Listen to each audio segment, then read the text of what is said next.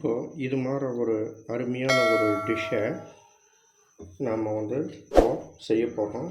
பாருங்கள், இது நம்ம ஊரில் இந்த மசாலா சிக்கனை அதிகமாக செய்வாங்க. இது அவ்வளோ ஒரு ஜூஸியாக டேஸ்டியாக இருக்கும். மேக்ஸிமம் இந்த சிக்கனுக்கு நம்ம சிக்கனோட லெக் பீஸில் தான் இந்த டிஷ்ஷை செய்யணும். வாங்க எப்படி செய்கிறதுன்னு பார்க்கலாம்.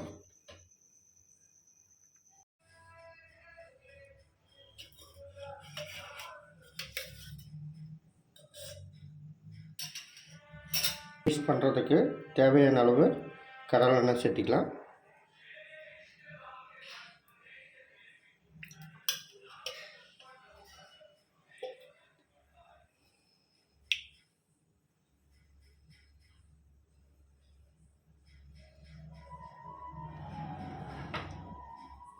எண்ணெய் சூடாகிற வரைக்கும் வெயிட் பண்ணலாம். எண்ணெய் சூடாகிடுச்சு. இப்போ வெங்காயத்தை சேர்த்திக்கலாம்.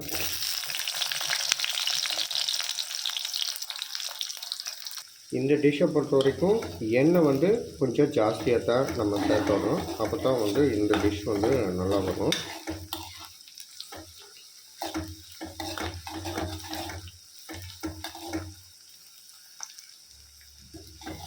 நல்லா ப்ரௌனிஷ் ஆகிற வரைக்கும் நம்ம இதை நல்லா வதக்கிக்கலாம்.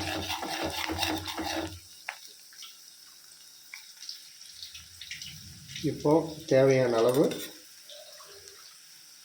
இஞ்சி பூண்டு விழுது சேர்த்துக்கலாம்.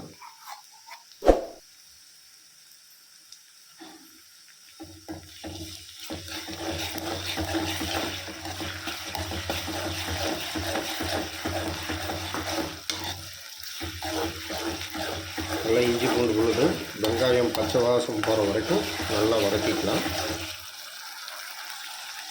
இப்போது சிக்கன் மசாலா பொடி, மஞ்சத்தூள், மல்லித்தூள், சீரகத்தூள் சேர்த்திக்கலாம்.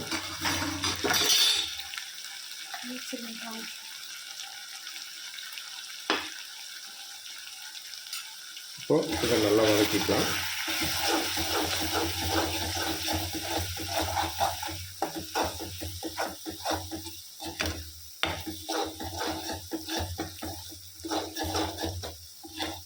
இப்போது மசாலா பொடியோட பச்சை வாசம் போகிற வரைக்கும் நல்லா வதக்கிக்கலாம். இப்படியே ஒரு 2 நிமிஷம் நல்லா வதக்கிக்கலாம்.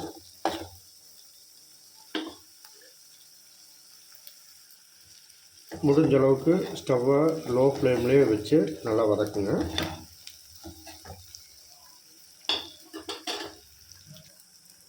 இப்போது நல்லா வதங்கிடுச்சு.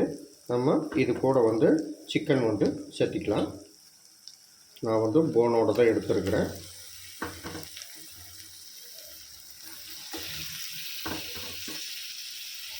இதை நல்லா மிக்ஸ் பண்ணிக்கலாம்.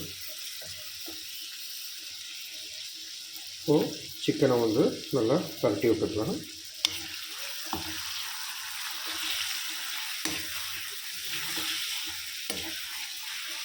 எல்லாம் நல்லா கோட் ஆகிறப்ப நல்லா பரட்டிக்கலாம்.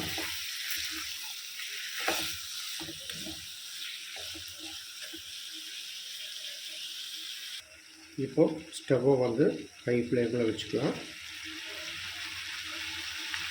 இப்போது உப்பு சேர்த்துல நம்ம நல்லா ஒரு 10 நிமிஷம் நல்லா குக் ஆகட்டும். அதுக்கப்புறம் உப்பும் மிளகாயும் சேர்த்திக்கலாம். வெயிட் பண்ணலாம். இப்போது 10 நிமிஷம் ஆச்சு. சிக்கன் போட்டு நல்லா வதக்கியாச்சு. இப்போது நம்ம தேவையான அளவு உப்பு சேர்த்திக்கலாம். நான் இந்த டிஷ்ஷுக்கு இந்த உப்பு எடுத்துருக்கிறேன். இதை சேர்த்திக்கலாம்.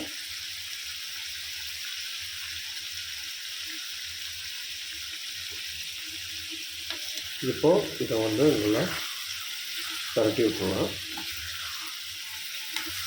இப்படிக்காய் ஒரு பரட்டு, அப்படிக்காய் ஒரு பரட்டு பரட்டினீங்கன்னாக்கா நல்லா கறியில் நல்லா மிக்ஸ் ஆகும்.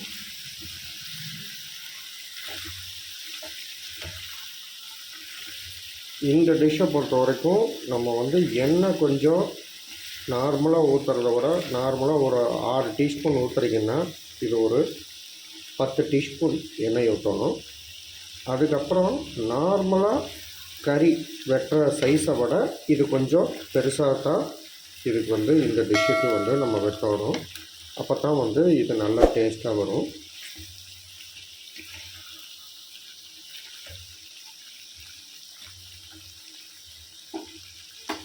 இப்போது தேவையான அளவு ஒரு 10 வரமிளகா விதை எடுத்து வச்சுருக்கிறேன். பாருங்கள், இதை சேர்த்திக்கலாம்.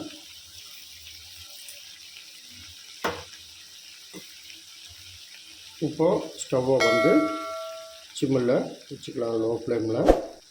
இப்போ வந்து நல்லா வெங்காயம், அதாவது வந்து வரமிளகா, உப்பு இந்த சிக்கனோட நல்லா மிக்ஸ் பண்ணி விட்டுடலாம். இந்த டிஷ்ஷை பொறுத்த வரைக்கும் மேக்ஸிமம் நம்ம தண்ணியே ஊற்றாமல் தான் நம்ம வந்து குக் பண்ண போகிறோம். தண்ணியே கடைசி வரைக்கும் சேர்த்தக்கூடாது. இப்போது இந்த சிக்கனில் உப்பு போட்டிருக்கிறதுனால சிக்கன்லேயே நார்மலாக தண்ணியெல்லாம் வரும். அந்த தண்ணியெல்லாம் நல்லா வந்து சுண்டுற வரைக்கும் நம்ம தண்ணி சேர்த்தக்கூடாது.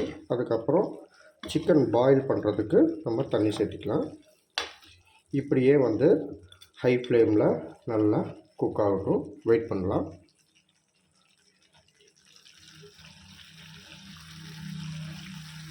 இப்போது தண்ணியெல்லாம் நல்லா சுண்டிடுச்சு. இப்போ தேவையான அளவு தண்ணி சேர்த்திக்கலாம்.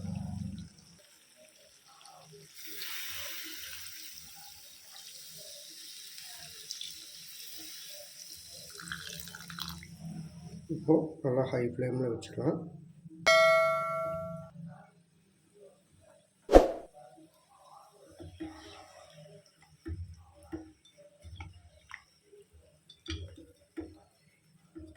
தண்ணியெல்லாம் சுண்டுற வரைக்கும் நல்லா ட்ரை பண்ணி அதுக்கப்புறம் கறி வேகிறதுக்கு நீங்கள் வந்து தண்ணி சேர்த்துனா தான் இந்த கறியில் வந்து இந்த மசாலா பொடி அதோட அந்த ஃப்ளேவரோட டேஸ்டெல்லாம் வந்து நல்லா இறங்கும். இப்படியே வெயிட் பண்ணலாம் ஒரு 10 நிமிஷம் தண்ணி சுண்டுற வரைக்கும்.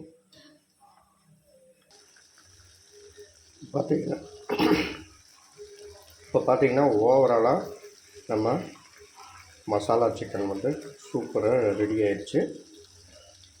இப்போது இதை வந்து நம்ம ஒயிட் ரைஸ்க்கு, சப்பாத்தி, தோசை இதுக்கு எல்லாத்துக்கும் சேர்த்திக்கலாம். மெயினாக இட்லிக்கு சூப்பரான ஒரு காம்பினேஷனாக இது இருக்கும்.